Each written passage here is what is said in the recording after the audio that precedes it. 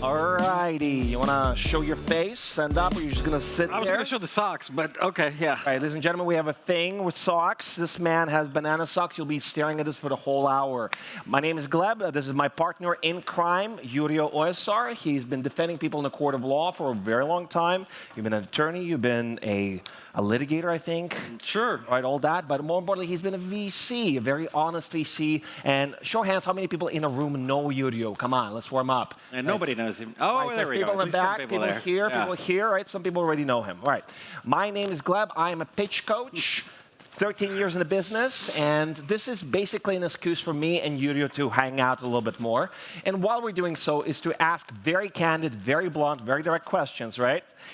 Tough but fair. Tough but fair, right? So we don't try to be destructive. Some people call this an investor roast. We strongly object to this classification. Nobody gets burnt. Nobody gets burned. No, everything is very safe. But what we want to do is make sure that all of you are engaged. So you are going to be getting a QR code. So if our tech crew can inform, already right here, please open this little type form. And it will give you a list of roughly 5 people. You put it in your name, and it gives you 5 people to select. Right? This is also your chance to actually choose who you think is the best VC. Not a lot of chances like that as a startup to give feedback to the VC. Usually they tell you how you did. Yeah, they're like, yeah, business model this, competition that, all that. How many founders in the room, by the way? Founders in the room, come on. We can also see the back. That's good. That's all good. right, so I see. Okay, very good. So if you've ever been in the receiving end of a public pitch, this is kind of reversed a little bit. But several years back, Latitude decided, hey, how about we mix things up? So they brought us to, and 3 years running, this is what we do. Here's the name of the game. The VC gets 2 minutes, not 3 minutes, 2 minutes. If they're a little over that, there's a 30-second buffer, right? Then they gently sit down, and we just have a chat. But it's not just between us two cats and them, it's also you. That's why the QR code.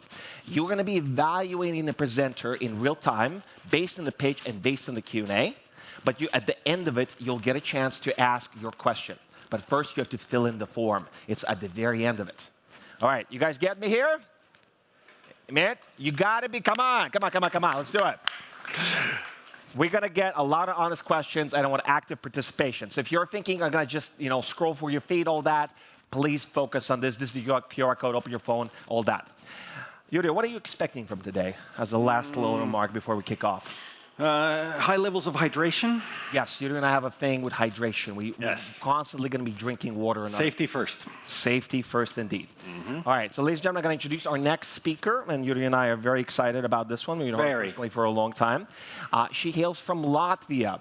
She helped organize one of the largest tech conferences, Tech Chill. It's kind of like the Latvian Latitude. She's been doing that for 9 years. She built a management consultancy called Yrjö, and ultimately she's basically general partner with Outlast Fund. They're heavily interested in Latvia, but also across the Baltics. What I know about her, she's a bit of an adrenaline junkie. Right? So she likes cars, cannot build them, cannot fix them, but likes riding them. She likes to jump off planes, and she recently almost died from paragliding. And apparently, she shares a hobby of ours. Dungeons and Dragons, ladies and gentlemen. Please, a warm hand of applause and a warm welcome for our next speaker, Marija Rucevska from Matthias, Outlast. All right? I'm looking forward to this. Let's do it. Go ahead. Bye-bye. My name is Marija. I represent Outlast Fund, one of the freshest one in the Baltic kind of stratosphere, and with a name, obviously, that wants to double as our daily affirmations. So coming from here, from this region, obviously, we know how founders here operate, and that means that we can see how they can literally squeeze out blood from a stone. Now, taking further down the road, you might ask, the Baltics? How many startups can there be? Well, to that I say a lot. We just don't like to really brag about it because our national sport is modesty, and well, we just like to remain mysterious as well. But now let's talk about the problem. Most startups fail, and I don't mean like, oops, I ran out of cash type of fail. What I mean is that Uncle Boris had a better, fishing rate with his business type of fail, and that's just, the feature of the startup world. Solution? Outlast Fund. Built for founders who want to, first of all, outsmart their competitors, out-retain their customers, and, well, outlast their Series A burn. We invest in the fearless, optimistic, and also slightly delusional people because you're in this business in general, right?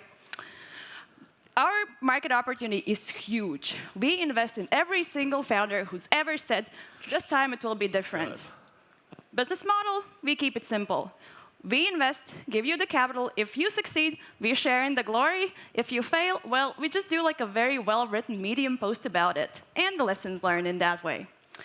Go to market, we hunt down for startups in every nook and cranny across the Baltics. Be it hackathons, demo days, also occasionally some karaoke nights where there's always someone pitching in their AI-powered laundry app. Competitive advantage, obviously.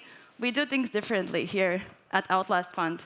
We're not going to only talk about, outsmarting your competitors, but also we're going to teach you how to outdrink your competition and how to kind of outlast your post-fundraising honeymoon.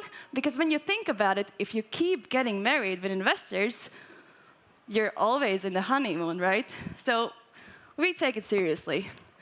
At Outlast, this is us. Well, this is the pitch. Obviously, you can say that we are also a bit delusional people over there because, well, we also chose to be in this business and our market is Baltics.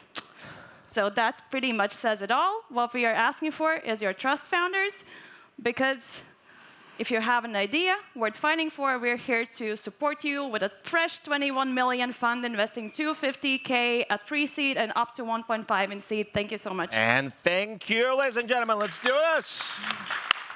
All right, I remind you there's a QR code. Everybody who joined just now, we listened to a short 2 minute pitch. We're going to ask a lot of honest questions, but you need to value the presenter. At the end of this, we're going to give them a little symbolic prize. Let's kick this off. Well, Marija went over about 30 seconds, but she did have a Rick and Morty slide. She so did. That automatically gives her more time. It's a bit of a debate, right? Sometimes we, tilt the scales a little bit. What I wanted to know, and I have this in my head, I mean, more money kind of good, but the Baltics are not a big region. And plus you're really big in Latvia. I mean, do we really need another venture capital fund in the stage in the Baltics? I think that there's a lot of capital, but then you have to really look at where are these funds at the moment at. So either they're are they even deploying? So for example, when we chose to design Outlast as we have designed it, first of all we were looking at who's there in Latvia, no one. So that was kind of first kind of entry position because we needed to have the fresh capital, kind of fresh generation of new VC teams, kind of sparring there up. When it comes to the Baltics, I do believe that there is still a lot of place within this market, especially in the pre-seed. Now that there's a lot of hype around AI, new business models emerging, new teams, slightly different from what the VCs have used to. So far, I see that there is a market for that. Plus, we have the Nordic angle as well. 2 partners in Stockholm, 2 in Riga. So we are overseeing a lot more than Baltics. Have you heard about the AI thing, Yrjö? The what? The A&I. Have you heard about this? Nah. I'm not completely sure. So you're betting on AI, What is that? was it? Sorry? AI, was it? Yeah. Have you heard? Can you Who does that? Yeah, who does that? It's called Auto Invest. Auto Invest. Yeah, that's how we operate also at Outlast. We're I liked her comment that there's no competition in Latvia. Yeah, exactly. So Andris, if you're out there, she said it, not me. All right, so let me get this right. You're saying that a lot of the funds have deployed the money already, and then maybe they're not as active deploying, maybe between funds, right? Some people are between jobs, and some VCs are between funds, right? Yeah. I get it. And you're saying there's an opportunity because some of them ran out of cash, maybe, and you're also looking at Latvia specifically and thinking, okay, people are not betting here. There's a window. Did I get this right? Yeah. But then if nobody else is betting, or very few people are betting, and you're the one coming in, it's like a game of hot potatoes sometimes. No, I mean, don't you tell startups no competition, no market? No, it's a bit differently. I think that for us and how we've seen other ecosystems kind of across the region, coming up is you have to kind of be the market maker yourself, and this kind of also defines the role that we are going to play, moving forward within our local markets. Just implementing different mechanisms that would allow new companies to be built, give them capital, give them access, and I believe that there's plenty of room to help founders in that way. All right, so we have a few questions from the audience already. So one of them is, name at least one specific startup in the Baltics, really hot, that you are looking at. And the other one is a little bit of your own success stories. Now, I know a little bit of what you've been up to, but for everybody else who doesn't know. So two questions, basically. The really hot startup, all right, and success stories on your end. A hot startup now. Yes, yes. The most successful one. But wait, successful one or hot and no one knows about it? Let me quote. What is the most promising startup in the Baltics? This is a question. So it wasn't neither. That's easy. What is the promising? A trace space. Trace space. Okay. Woo! We got some fans. We have founders here in the room. Very good. We got a little bias thing. What are you thinking? You started a Pan-Baltic fund, didn't you? I forget. What was this again? Yeah, two, actually. You started two Pan-Baltic funds? Yes, I did. We had a partner in Latvia, and the statistics we looked at, and what I wanted to ask you about, because I'm also doing a podcast tomorrow where it's Estonia, Latvia, Lithuania, and we're talking about the competition, and how some folks are really upset in Estonia because Lithuania is kicking ass now, right? So they're like, whoa, what do you mean? How can they be better than us? What about Latvia? I mean, Latvia has trailed significantly in terms of money raised, startups, etc. What do you think has been behind that? What's been missing to get those Latvian startups going? I think there's basically kind of, it goes twofold. So the first is we haven't had our local capital that's kind of spirals these companies since the very beginning for a very long time. We had some issues in gaining capital before. So like last time we had funds such as First Pick within like locally, like presenting the market itself and being like acting as a true kind of investor there was 7 years ago, still like active ones, and all of those funds were like 5 million only, so they did like 25K checks. So we've like passed that time, and there has been a funding gap, like it's undeniable. And then the other metric is that I think that there's a lot more we can do in order to kind of put the community itself on the right track in terms of basically making people believe into, go after the same purpose. And although there has been like, a lot of active players in making this happen, I still think that the community has to back itself first in order to create network effects. And there's like pretty huge room to still work on that. Listen, so people with ADHD in this space, could you just summarize it maybe in a few bullet points? Just like point number 1, point number 2, point number 3. I'm listening. Lack of capital, local capital to spiral up those pre-seed investments to give them a chance to go after seed. So that's first. And then community building, like making sure that the founders who've made it, like actually do reinvest in, their employees who are spiraling out new companies and puts also capital towards the local ones. So. What about hardware-software split? A lot of people think Latvia is the place where a lot of hardware things come up. Yeah, and that's true. I think that we are betting quite big on deep tech and robotics. Like essentially, those are the best performing areas in the sense where we see like companies spiraling out. That's a really long sales cycle. That's why I think we haven't like seen where they can lead to. On another hand, we've been super active on fintech and e-commerce, and this is also where we see now. We didn't give her the chance to pat herself on the back. What was your some big success within your own fund that you had? With my own fund, well, my fund is super new, and this literally it's like. What are you most excited about? Tell us a startup you've invested into. Yeah, we're super excited about. Well, I can't really disclose it. We have like very secret. we have done on Those always are the best, the ones you don't talk about. Right. Yeah, I can't disclose it, but we've done 5 so far. Okay. Yeah. You've been an angel as part of Bad Ideas Fund at some point. What did I teach you before you started your own fund? It's like totally different. Well, I used to be venture partner at Practica Capital, which is like the most closest to what I'm doing at the moment. And I was working super closely together with Yrjö, who's backed like some great companies in the region, starting from PVKs and ending with Avoco. And Yrjö taught me to be super skeptical about stuff. Always be super skeptical. Ladies and gentlemen, a hand of applause for our speakers. The first one, let's do this. Marija, I say apologies to you. You've been a very good sport. Thank you so much. I'm looking forward to talking about D&D with you. Thank you so much. All right, ladies and gentlemen, there's a QR code. There's several of you that have asked questions. Many of you have already evaluated.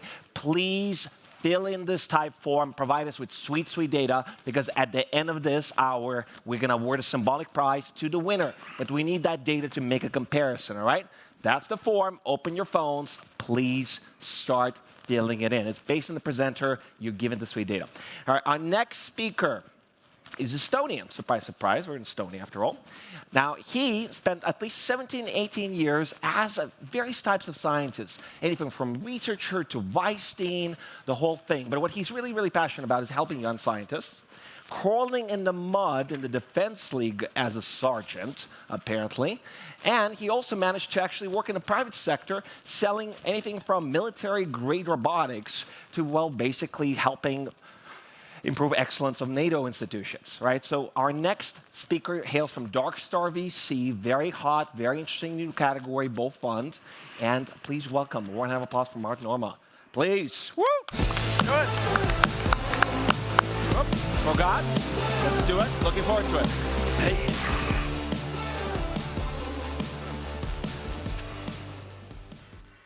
So hello, everybody. At Darkstar, our mission is to win the war, defend Europe, and grow economy. And I would show on the next picture how we are doing that. So basically, when Russia launched its full-scale invasion against Ukraine using all this traditional heavy armor, then what the Ukrainians could respond was a will to defend their nation and very innovative people figuring out how to counter these attacks. At the same time, I probably believe that all of us, we thought, how can we give our share? And we all did, so did Darkstar. So Darkstar started to support Ukrainian and the European startups to bring innovation to the battlefield. At the same time, Russia poses a serious threat for the rest of the world, including Europe. So unfortunately, Russia is also very capable to innovate. So a lot of lessons learned from Ukrainian battlefields have been taken and turned against us now. So what do we have in Europe to counter these attacks? So some people would say that our European approach so far has not been sufficient to be ready and to deter adversary ever trying anything against us. So luckily, we have good friends in Ukraine, and Ukrainians, they are battle hardened. So the European startups and Ukrainian startups whose products have been battlefield proven in Ukraine are here to support European defense. So with the support of Darkstar, we can enforce European deterrence against potential war in Europe, which I hope will never happen. So in short, at Darkstar, we aim to solve three problems. Help Ukraine to win, rearm Europe, and help founders and limited partners to make their fortunes.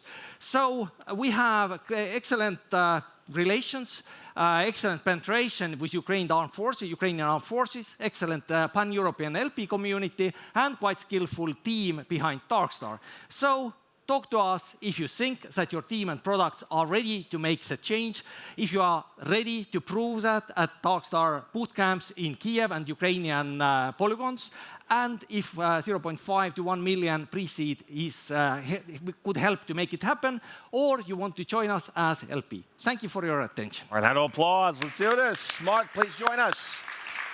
We're very eager to hear more.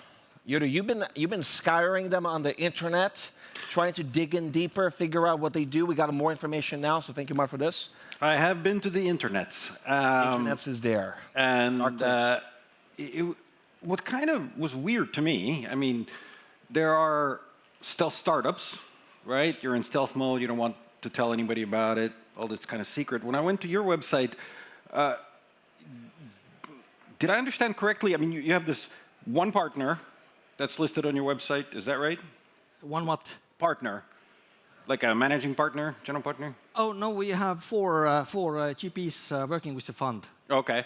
And where are your offices located at? Well, if I tell you, I need to kill you. Well, So, this is what I was talking about, the stealth. We talk about business, we talk about wartime conditions. Yes. So when we do our boot camps in Ukraine, we have full military grade kind of security. So it's very, very important, and this might be the first due diligence check. Can you startups find us? So if you can, then we can talk business. Because once again, there is a lot of attention from Russian side against this activity, so we have to be very careful. So no offices? Nowadays it's mainly virtual work. Yes, we have an office in Tallinn, that's okay. true, but it's rarely used. And 4 partners that were up there? Yeah, we have 4 general partners. Okay. But I understand from Ragnar's post, I guess, that there were a bunch of angels also behind this.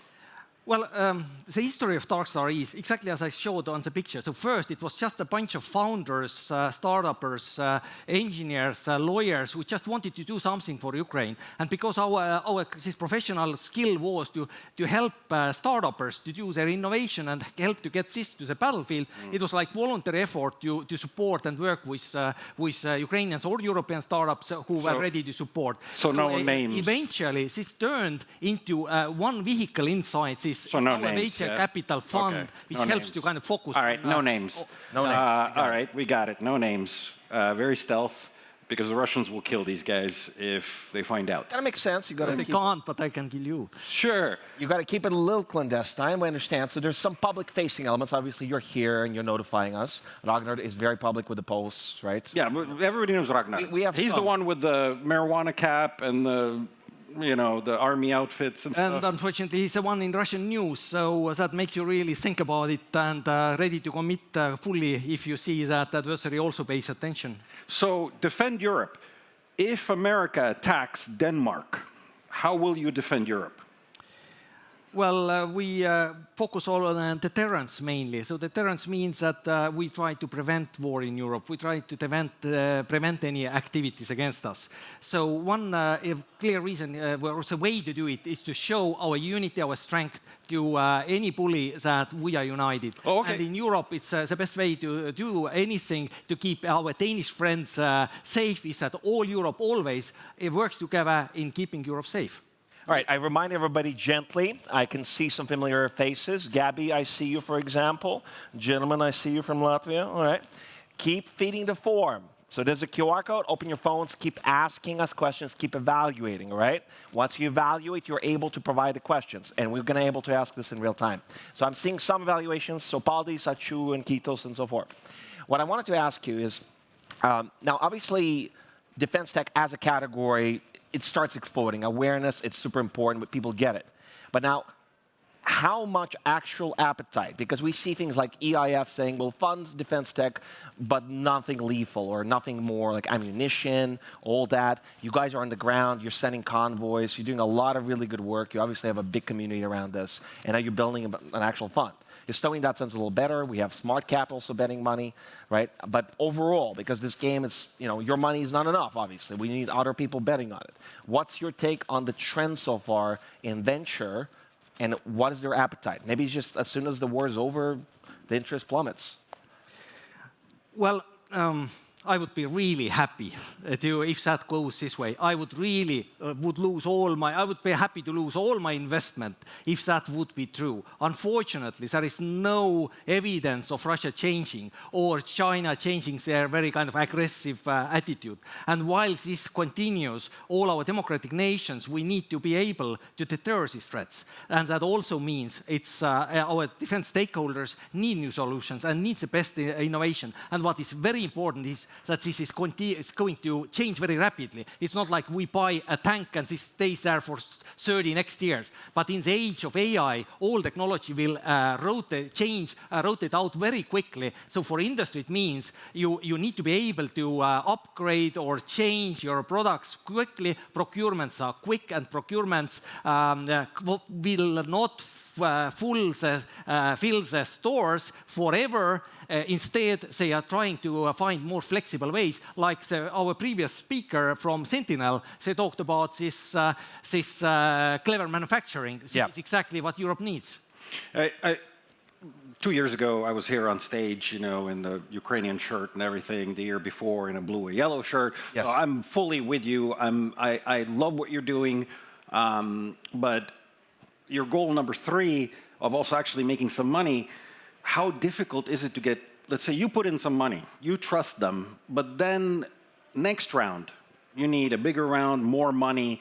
What's it like to get follow-on funding for these dual tech or military types of startups to keep them going so they don't just make one little prototype and that's it? This is crucial, absolutely, and this is where we stand behind our funders. We make their life very hard to get our funding, and we never do safes, because safe is easy. But equity investment needs already all shareholder agreements, all legal frameworks, so on, so on. We try to be kind of harsh with them from the very beginning. But then we work together with end users, the stakeholders. At our boot camps, there are all the best Ukrainian brigades are represented. They are there to screen, to monitor. Last time, 10 guys from Estonian division were there in Kiev together with us evaluating technology. They get the insight into future. We get extra validation for the customers, end user, if this makes sense. If they say yes, then we invest, and this rises the probability that at the next stage it will work as well. Thank you so much. We have a lot of questions coming in. Finally, thank you so much. I want to go for a quick round. So first, what kind of startup which you need right now, but you're missing? Anti-drone, laser against drones. Understood. So some are saying it's a crowded space, right? How are you going to really tackle that? So let me just clarify this a little bit. In this crowded case, what are some of the fund's key investment theses, I guess, or thesis? Well, that's much longer, but I just say we started a year ago. Our warehouse is filled with let's say, 25% of our investments have been done, and our first close is not yet. It will be in 2 weeks. So we have been pretty successful. We have 350 startups in pipeline. So we are early starters, and we are there on site. Thank you so much. And one final one. How would you handle not having a joint track record of making investment decisions together? Ragnar had a previous Honey Badger investment vehicle, all that. How do you handle that? I know Ragnar when he was a little boy in high school at the age of around 18, and then I married her, his classmate, so we go way back. That's Estonia for you, ladies and gentlemen. Warm hand of applause. Let's do this. Mart, so thank you so much. Thank you. Nice. Thank you. All right. Our next speaker, guys, you've been activating. I really like this. But I want, and I'm sincerely, all of you, QR codes, whip up your phones, listen actively, and feed your questions, because we will actually ask this. Now, our next speaker is from a corporate venture fund. You don't have to boo him. But this CVC is based out of one major unicorn out of Lithuania, Vinted. Now, Vinted, for people who don't know, actually, let me just ask, how many of you have heard of Vinted? Hands up. Let's do this. All right, a lot of people in the room. So Vinted this year launched their investment arm, Vinted Ventures. Alvise, who our next speaker, he essentially has an analyst background. He's one of those classic career paths, ING analyst. He worked for Cambridge Associates, the whole thing. He even has a doctorate in law, Yrjö. He's like you. He's a lawyer originally and has an MBA. But you need to understand he's representing a whole team within Vinted that can advise you on customer support, data analytics, the whole thing. Personal facts I figured out is that he's a really good sleeper, apparently. And he's in the 99.5th percentile of all sleep, all these trackers. He ran an ultra with his dad, so 100 kilometers, apparently, a long time ago early in his things. He's a pretty disciplined dude. Ladies and gentlemen, please welcome Alvise on stage. All right, hand of applause. Let's do this. All right. I'm looking forward to it. Good to see you once again. Thank you.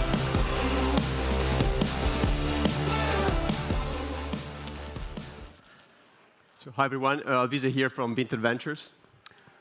We launched officially 1 month ago, so we're pretty excited to be here at Latitude, engaging with the startups and investors. So Vinted Ventures is the CVC arm of Vinted, which is a major second-hand European platform. Why did we launch a CVC fund other than we have some money now to invest? Well, we come from a startup path. So we were startups long ago, and so we know we had a bumpy route until here where we are fairly large and profitable. So our aim is to back startups that want to replicate that journey and innovate within the broader second-hand ecosystem. We believe there are a lot of opportunities in multiple sectors. How do we invest? So we invest globally in technology companies that are working in the broader e-commerce ecosystem. So I put some examples there of like type of companies that we would invest in. We invest from $500,000 to $10 million per round, and we do stage from Series A and forward. And we have a global focus, of course, even if our core is Europe. What do we bring to startups other than like capital, which is a commodity in the VC world? So two things. One is real expertise in the second-hand economy and marketplaces. And the second thing, we have been scaling Vinted for over 15 years. So we have matured over time operational expertise across a variety of topics. I mentioned some of them there. For example, how do you enter into a new country? We enter into 23 countries in total. So those things we believe are really valuable for startups building in this space. Track record, again, we launched only 1 month ago. So we made 2 investments before launch, and we aim to invest in a couple of startups every year, up to 4 to 6. If you're building within the space, and if you want to get in touch, you can scan the QR code, and you're going to land to our Vinted Ventures landing page, or you can connect with anyone of our team on LinkedIn. And yeah, I'm happy to take some questions if you have any. Thank you. All right, thank you. Applause. Let's do this. Please join us here. This was a sharp almost 2 minutes. He's the first one that was on time. This is the discipline I was talking about. So Alvise, right? Yeah. I'm finally pronouncing correctly. Dude, so I asked you this during the pre-interview. I mean, if I just look at your LinkedIn profile, you have the classic, hey, this guy worked in London or something, right? Finance. Overachiever. Overachiever, right? and then you meet a founder, scrappy founder, who didn't go to a fancy school, right? And he's been, bootstrapping for the past several years, and I know Vinted has that history, but you personally, you went the traditional track, roughly speaking, right? How would that be like, man? There's a bit of an incongruity. Yeah, I would say 2 things to this. One is that I would never judge like a person based on the track record. Of course, you can have like some kind of expectations, but I would encourage anyone like to be really open-minded to who am I talking with without too much looking at the past background. And then the second thing is that there is a reason why I decided like to join this company. So I enjoy working for a company that is scaling, where we have like, let's say, less bureaucracy compared to like other financial companies. So I think this humbleness and this like scrappiness is still embedded within the company. Of course, maybe less than 10 years ago or 15 years ago, but we're still pretty like lean and scale up, where sometimes things don't work and sometimes it's messy. So maybe from the appearance, it looks like everything is going well, but in the reality, we're still like fighting to find our way out. So I believe that founders get that after they meet with us. They say, hey, actually, those guys are genuine, and actually, So what you're saying, it takes time to get to know you. I would say not necessarily. We hope to get this impression already from the first conversation. Yeah. Yrjö, are you buying it? I am a little bit. I don't know. This guy's pretty convincing. He's good. He's got the authenticity going. But I think a worry of every founder when turning to a corporate VC or a company VC is, well, all they want to do really is help themselves. They're giving me money so that, because Vinted is somehow going to benefit from the success of my company. And then I'm going to be somehow captive to Vinted, and I can't compete with others. How do you talk to founders about that? So I think, first of all, this is a very legitimate worry. So if you're a founder that can see VC money and you're not asking yourself those questions, you should. I think you can see across the different ways. Number one is that what is the likelihood? So how close am I operating to them? There is the likelihood that they will want to buy them in the future. The further you are operating, the less likely it is you're going to be both. Second thing, how much do I need that specific expertise that they claim to have? Like, am I literally building like a second-hand marketplace in let's say, in another category that I need their expertise? Yes, so maybe the trade-off is worth it. But if it is a sector where, hey, they actually don't have that much expertise, maybe I would just go to a traditional VC. So I would say, likely to be acquired, so to be a competitor, and then the need of expertise. All right, so there's an M&A part, and there's you actually have know-how. Listen, there's 2 questions from the audience so far. One of them is top sleeping hacks. Apparently, they remember that you are really good at Sleeping score, that's right. So I don't know who you are. I'm happy to talk about sleep for hours after this one. But I would say it really depends. So, but overall, in general, you should try to have dinner a little bit early compared to usual. So the earlier you have dinner, the more your body have time to digest, and the better you're going to sleep. Second, room has to be absolutely dark. Like we sleep way better. Like dark that you shouldn't be able to see anything. Number 3, don't do sport in the evening. So doing sport in the evening is better than not doing sport. But if you can, do it in the morning or in the afternoon because it will wake you up. I would say number 4, try to have a kind of a routine before going to sleep. So put your phone away. You can wash your face or have a cold shower or even a warm shower. They're really good to lower the core body temperature. So kind of try to get into the kind of mindset. Yeah, so I wrote a little guide for friends, but feel free to approach me after this one, and we can talk. This is not medical advice. Please don't sue us. No, right? no, absolutely. Understood. But all joking aside, having invested in 40, 50 startups, having seen the founders, sleep might be one of the most important things. MVP. For mental health, for success, for being able to keep going, to deal with the stress. 100%. If you look at history, they say, hey, but actually Margaret Thatcher, they went not sleep much. You could see like they have a lot of cognitive decline if you don't sleep for a prolonged period of time. And then I think in the sleep, you have a lot of neural connections happening. So you actually fix things that you learn through the day. But we're not here to talk about sleep. But yeah. He's a big sleep nerd. We get it. It's very good. Thank you so much. Listen, man, one of them also, you're getting a lot of softball questions from the audience. I really like it. That means they like you. It means they like it. Listen, what I want to pick up on, and based on the question, is like you mentioned 2 investments so far. It's a fresh fund. Any others that you can disclose? So I have to say, after we launched it officially, we received an incredible amount of inbounds. Also, being a consumer names, usually people in Europe know us decently well. So I think we have a strong pipeline. So I would say we have, let's say, the concept of Vinted applied to different categories. This is one trend. Number 2 is like applying data to make the market more liquid. For example, pricing across multiple platforms.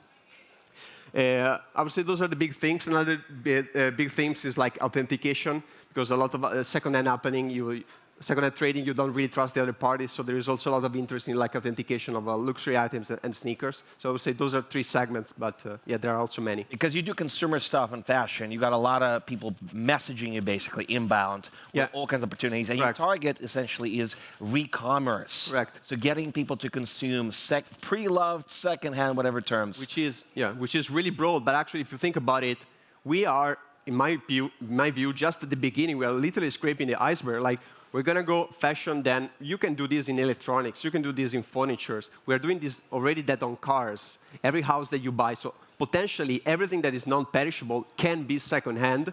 And we have a stock of things that we bought like from years and decades ago that are just waiting there to be either traded, monetized, or find someone that likes that even more.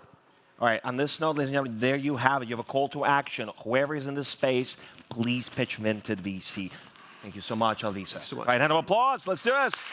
Grazie mille. Grazie mille. We have 2 left, ladies and gentlemen. 2 left. 2 speakers. Thank you so much for asking questions. You are indeed activating. This is the QR code. Open your phone. You're listening to the speaker live, evaluating them, and asking live questions. And me and Yrjö, my partner in crime, are going to ask them. So you can ask anything. Don't have to be softball, it can be hardball. Our next speaker is somebody I know from before, from her previous fund, Icebreaker. But now she joined roughly a year ago a fund called Identity.vc, where she's a principal. What you need to know about her is that she's very, very colorful. The fund itself is Identity.vc targeting LGBTQ founders. So you have to have at least one of those categories, one of the co-founders in the space.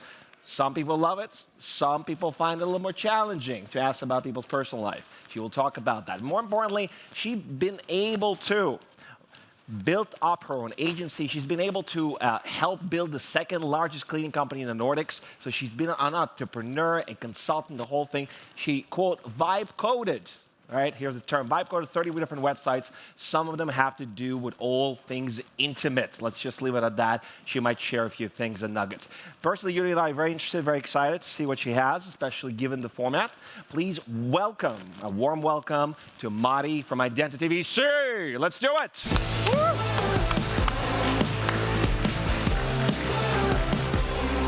Moi, okay, you can kick it off. Thank you. I tried to get a Top Gun soundtrack to my opening song, but I couldn't. You need to think about it to the next time. Metal. But thank you for inviting me. I'm Mari from Identity.vc. We are the first LGBTQ-focused fund in Europe. And why do we do that? Because we believe that LGBTQ founders are born to disrupt. And well, we are Article 9 fund, but it's not charity, it's performance. I have no idea why LGBTQ individuals innovate that much, but for whatever reason, they register way more patents than everyone else. I don't know why, maybe you can tell me, but I only know the data so far. And it's not a niche. Roughly 20% of all the startups have someone in their founding team identifying as LGBTQ, such as OpenAI. Not a startup anymore, but quite a successful one. And it will be increasing as more Gen Zs are identifying in LGBTQ. This investment model is very established in the US. So there has been an angel syndicate called Gaingels. It has almost as many unicorns as Estonia, over 70 plus. But you're doing, so we are bringing that to Europe, basically, and collaborating with them. And otherwise, we are pretty standard VC, so pre-seed to Series A and so on. Pretty same stuff as everyone else. We are, as our lovely hosts mentioned, we are operators and investors from our background. So we are a family office spin-off from Berlin, Germany. Who would have guessed that?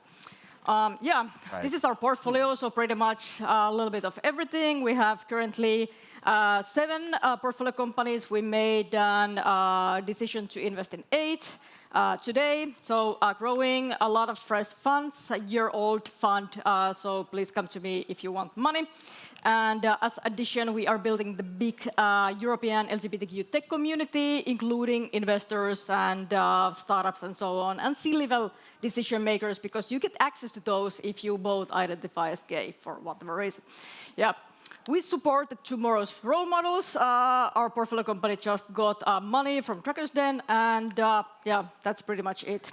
Come to us if you want money, and some of your founding team identify as LGBTQ. And you have it, folks. Please, a round of applause. Let's do this. Please join us here. Almost got it. Oh, excellent. Mari, one question begs itself. So when you launched this and you started getting emails into your inbox, what kind of response was from the community, from the founders? Yeah, so basically how we source founders, I can't really predict who from you is LGBTQ. So what I usually do is that I try to make ourselves visible and I spam your inboxes, as you have probably noticed. And I get quite a lot of different reactions. Like most of people are pretty happy. Like I totally support, we don't have.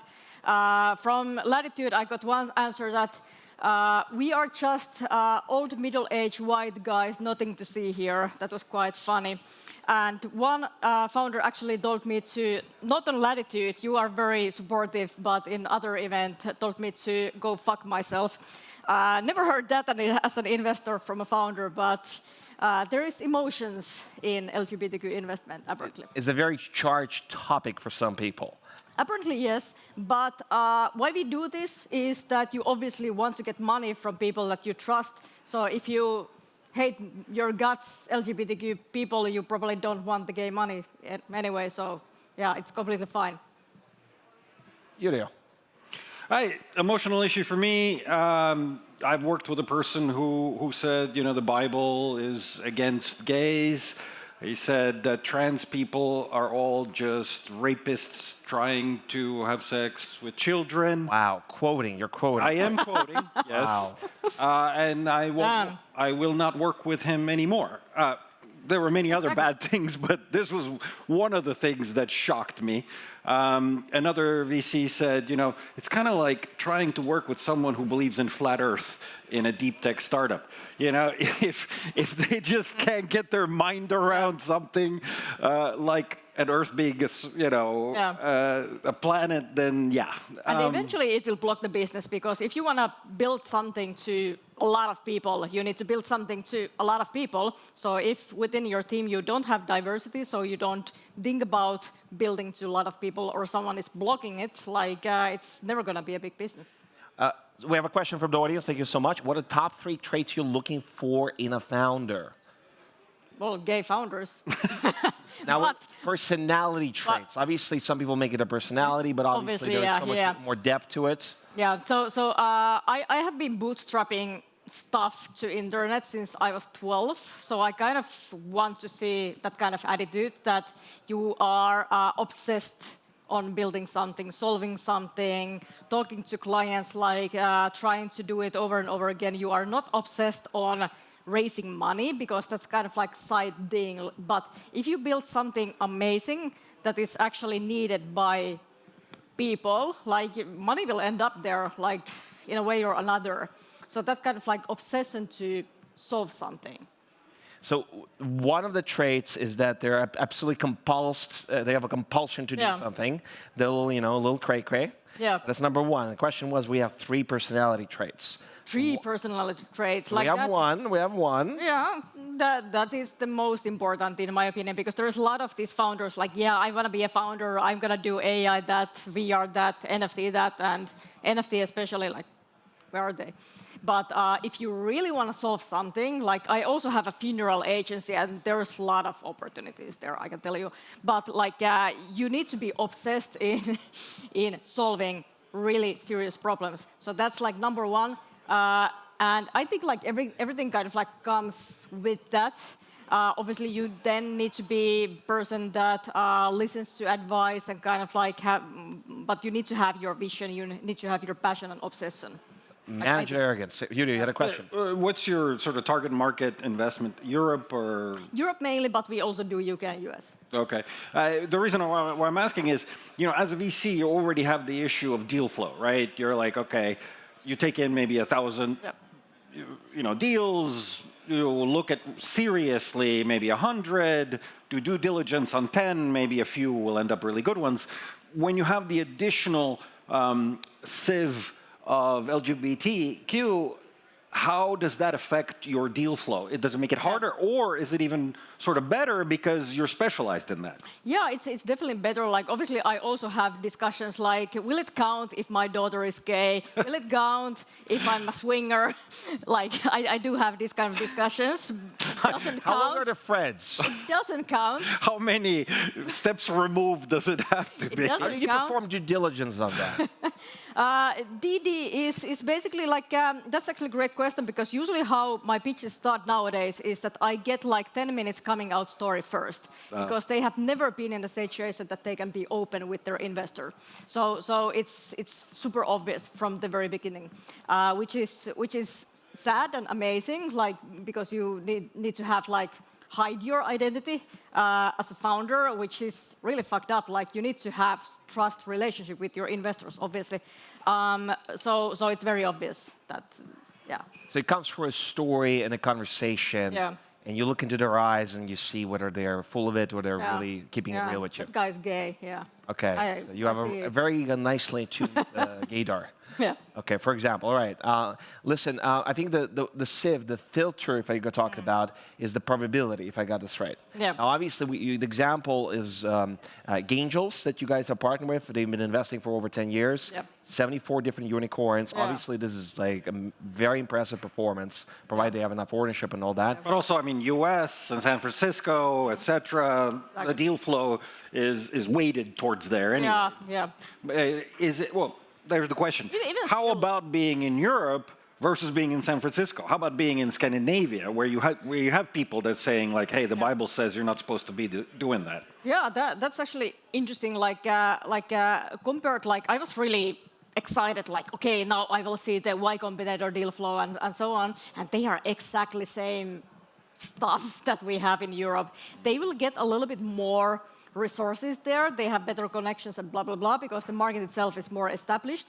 But I feel very bullish now on Europe, like European startups in general, like looking forward to see a little bit more of that deal flow. Obviously, we do get a lot of like very, very interesting angels deals.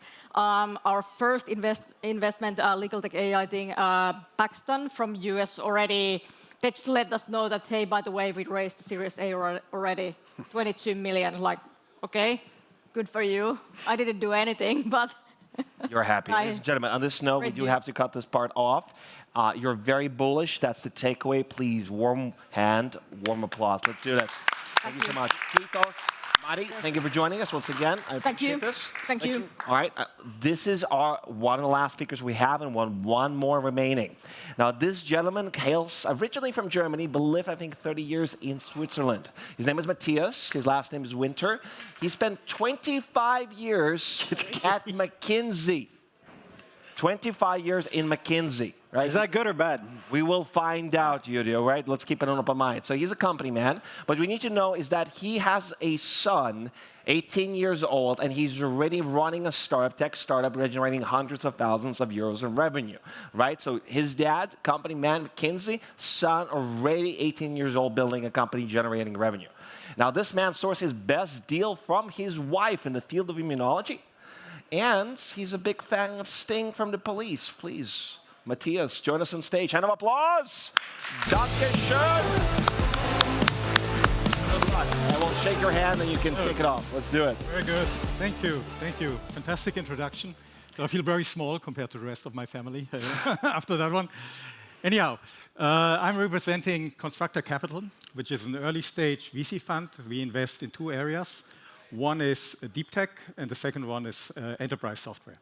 We invest seed, late seed Series A across Europe, MENA, US. And I think what makes us distinctive and how we differentiate is probably that we have a team, a senior team, that not only invested in companies with quite some good returns, as you see, 40% on average in about 100 startups, but we also created a lot of companies. So you will see on the next page, one of the companies that we actually created as a team, that one of our GP created as a team is Acronis, is a cybersecurity backup disaster recovery company, which actually got sold to a Swedish private equity house last week. It was closed for 4 billion. So one of our successes, obviously we also were an investor there, and many people in our network work for Acronis. The second thing that we have in our fund, so out of the 150 million, about 50 million are invested, is a deep tech company called Quera. We were the first investor. They are Harvard, MIT based, and they will build the most successful and first practical quantum computer in the world. And about 6 months ago, we got an investment in that company with 230 million from Google and Software Vision Fund. So this is obviously our star company in the portfolio, and we're obviously hoping that it will be a multi-unicorn in the future. We're not yet active in the Baltics. I did actually one project for McKinsey in the Baltics many, many years ago here in Estonia. But we have one company in our portfolio from Finland. It's an augmented reality company called Basemark that helps in AR development, and we hope to find more companies here in the region. Our LPs are entrepreneurs, so on the one hand, it's ourselves, is the founder of Acronis, but we have also other entrepreneurs, like the founders of Wargaming, 100 million revenue company, TradingView, Ionos. So all these people come to us and want to invest with us. Team is global, Singapore, Switzerland, Estonia, US, and Great Britain. And we're looking for many, many opportunities here in the region. Glad to be here. Short and sweet. Panel applause. Let's do it.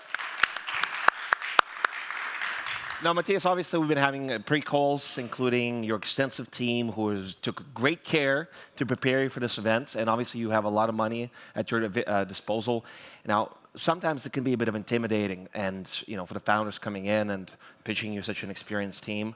And your son, imagine he's building a company now, and would he dare to approach his dad for money? And well, yeah, that's a good question. So I offered him. So what he does, it's quite funny. He builds virtual aircraft for Microsoft Flight Simulator and sells them on Microsoft platform. And he built one, and it took him a lot of time, and now he has to do his basically not master's degree here, high school, and he doesn't have time anymore. So he used all the money to outsource that, and now he's building the new company by having other people work for him. And I asked, can I get 10%? And I pay you whatever. He said, no way, I'm not going to take your money. Smart kid. Very entrepreneurial. He learned something from his dad. What I mean is approachability for founders who, obviously you're a founder, been building businesses, selling businesses. You have, your old piece are pretty experienced. But on a human level, right? So if I'm building a company within your space, what is the best way to start a conversation with you? Do I have to go through layers like I did? I had to have a call with 2 of your people first before I got to you. Pre-call. Pre-call. No, we're not that big. We have 3 associates. Obviously, it starts with a call with the associate, and then he will bring it up, the usual process, to one of the 4 partners, and the partners will take a look at it, etc. It's a bit different. If you take a deep tech company, we do, as I showed, a lot of future of compute. We start to look, first of all, at the scientific track record of the team. So it's not the typical questions. If you maybe build a drone, you can just do it and try it, etc. But if you do a quantum computer, you have to have publications. You need to come out of a big university, etc. So one of the things that we probably do different in deep tech is really look at the scientific track record of the people, what research groups they come out, what kind of publications did they have, etc. And then they go the normal process. And in software, it's a bit different. I mean, this is the standard process. Somebody comes with a good pitch, good idea, maybe some traction, and then we get excited. So instead of a traditional track of, pitch deck, business model, competition, whatever, you dig into the scientists and their body of work. Yeah, and typically, they don't even have a company when we come. So we go to the universities.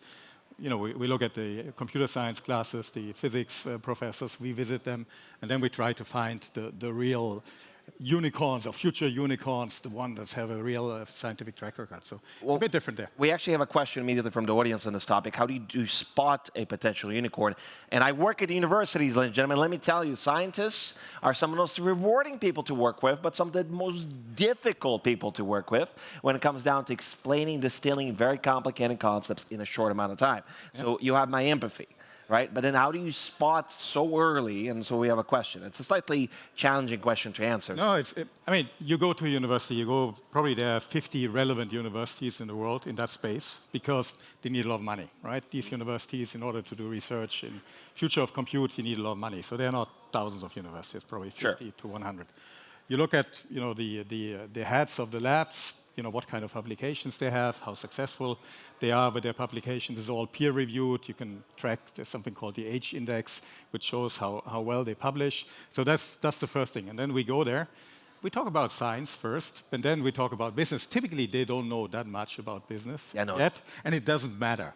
Because if you look at a company like Quera, this is built on science. Now they have business, they have revenues, they have customers. But when they started, they just had a very, very good scientific idea. They didn't have regular revenues, but we understood this is a next generation platform that could be very successful. You woke up. Yeah, no, this is very interesting because it kind of touched the nerve. Sometimes I work with people from creative industries, and I've noticed with scientists the same way. They regard themselves almost as artists. That I'm doing science, right? I don't do business. Like artists, I'm doing art. I don't do the sales part of it. How do you connect the sales to the science? Does that come from you, or where does that part? That part still has to come.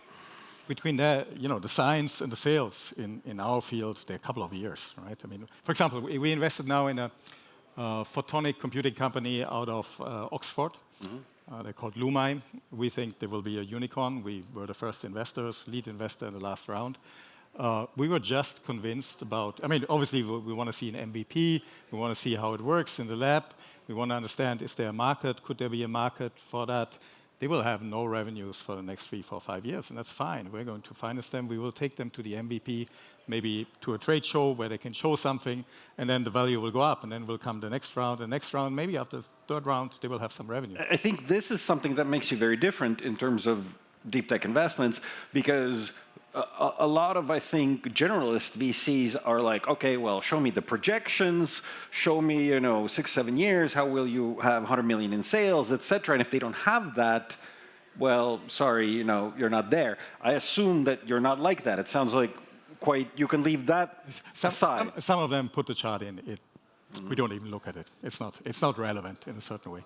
Okay. You build a breakthrough technology, it's in a relevant field, it will sell. Somebody will either buy the products that you build or buy the technology or buy the company, whatever projections. It must be an important market, right? I mean, what we want them to understand is obviously, is there a TAM, is there a market that's relevant, that's sizable enough? If it's a very small market, then. Matthias, we're running out of time. We have a question from the audience, almost done. For which technology would you love to find a startup for? And then I have another one for you. Tech. Key tech right now. You mentioned photonics. That's in tech, we have photonics, we have quantum. We would like to do something in neuromorphic computing. It's another neuromorphic computing. I've heard this in Paris at the top hackathon applied for defense tech. We're not yet convinced that the technology is mature enough, but if we were to find something there, it would be tremendous because it would complete a bit. And then even in quantum, in quantum, you don't know yet what the silicon equivalent of quantum computer is. So the different modalities, different technologies. You can build it in iron, superconducting, cold atoms, etc. And we would love to do a photonic-based quantum computing investment if we find one. There's only one big company, but it's so valuable we can't invest anymore. So it's interesting. If we find one in the startup space, we would. It's a pretty limited space. Okay, one last quick round, right? So you spent 25 years in McKinsey. Obviously, there's a lot of questions you faced over your career. What's the worst question you ever faced? In McKinsey. Well, when you're working as a consultant at McKinsey, as a there's consultant. obviously a reputation, like lawyers are loved by everybody, you know. Obviously, management consultants are also in that category. The worst question you've ever faced. Well, do I only get a PowerPoint presentation after you're gone, and that's it, right? That's it, I see, understood. And finally, the thing that you think most deep tech investors will be massively wrong with. They're betting a lot of money now, but they're going to burn their fingers. Good question. There are a lot of hyped technologies which, we don't want to be in. Yeah, it's very nuclear fusion, for example. Nuclear fusion. I would personally not be convinced to put any money into nuclear fusion because it's 20 years out for the last 20 years. Whereas I believe. So we're talking like cold fusion things, or cold fusion, nuclear fusion. Understood. There you have it. That's the last speaker, Matthias Winter. Danke schön. Thank you so much. We are done. Hand of applause. All right. Thank you so much. Thank you so much. All right, this wraps up our last. Yrjö, if you could join me a little bit. I have missed you. You're in Spain nowadays. You're away from me. What do you think? I saw the votes. I saw how many people commented. I kind of already have an idea who won. What's your feeling? Well, I just hope that you guys felt like we were asking, the kinds of questions you would ask, because sometimes we literally were. because a lot of the time when you're a founder, you don't want to seem stupid. You don't want to offend the VC. You're like, oh, I'm sure there's an answer to this. There's a lot of stuff that maybe you don't want to ask. So we try to do that for you as much as possible, and find out what are these people really like and what do they really think, as much as we can in this little. It's kind of like the meme, I want to ask this question, but I'm too afraid to ask. So this is the kind of the show. My friend needs to know. My friend, my hypothetical imaginary friend. So ladies and gentlemen, our winners so far, right, I'm not going to announce them, but we'll receive this little symbolic gift. Now, I don't know if this person here is with us today, so maybe they went to meetings and all that, but we generally give a symbolic watch. And this is originally from a very simple meme. Yes. When you compare a frog watch to a Rolex watch, ladies and gentlemen, right, both tell time. One is more expensive, right? I think 10K, 20K, 30K, and the other one is just simply, I don't know, $10. Now, this is a symbolic. But most importantly, the third one has a frog. And the third one has a frog, exactly. So ladies and gentlemen, it's a little meme about differentiation and how VC funds are just money, but sometimes they come with something very, very special. Now, on this lovely note, as a badge of honor, street cred, and maybe even a badge of shame sometimes, I would like to invite our winner from today. And I had to apply some discretion based on the counts. Ladies and gentlemen, please, Outlast Marija. Woo! Come. I told you it was Rick and Morty. I told you Rick and Morty would kill. Apparently, memes are very popular. So, ladies and gentlemen, thank you for the votes. How are you feeling? Well, thank you so much. I mean, it's great to have won this amazing watch. Thank you for your trust. And please find us and hit us up. We'd love to see what you're building. Like, Best VC in Latvia. yep. All right, ladies and gentlemen, thank you so much. Outlast. My name is Gleb. This is Marija. This is my partner in crime, Yrjö. I'll see you most likely next year. Connect us, hit us up on LinkedIn, and make some noise. Thank you so much. Woo! Done.